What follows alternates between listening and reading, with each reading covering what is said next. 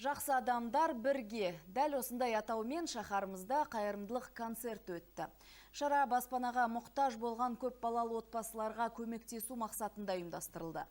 Игі істің өткізілуіне мұрындық болған Асыл адам қоғамдық қоры. Концертке қазақ эстрадамыздың жарық жұлдыздары шақыртылған.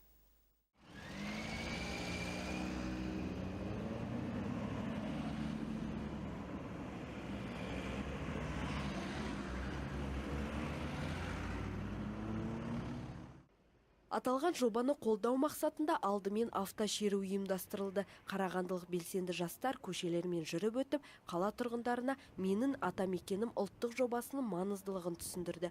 Сонымен қатар қайырымдылық концертке де шақырды. Кез келген адам көмектесе алады және көмек ала алады. Ал бұл жобаны іске асуына Асыл адам қоғамдық қоры тікелей байланысты.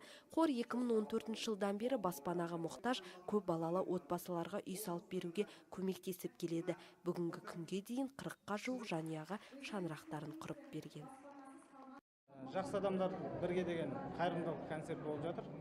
Бұл концерттің басты мақсаты осы Қарағанды қаласында өрттен үйлері зардап шеккен отбасыларына баспанамен қамтамасыз үшін құрылған Асыл адам қорының жұмыстарын, алдағы болатын жұмыстарын, бұған дейінгі болған жұмыстарын барлықтарын бір қорытындылайтын осындай жоба.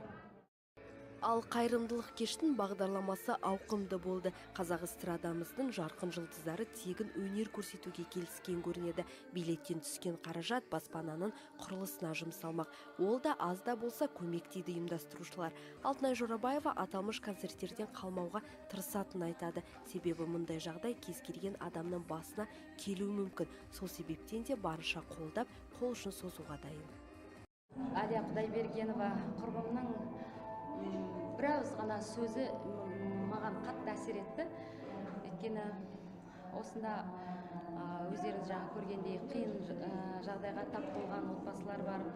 Әрине жүрегім қарс айырылады ондай жағдайларды көргенде. Алла ол кісілерге сабыр берсін. Және Аллах тағала өзі мықты адамдарын солай сынайды екен ғой, басқа біреуге үлгі болу үшін. Сол күш-қуат берсін дейміз.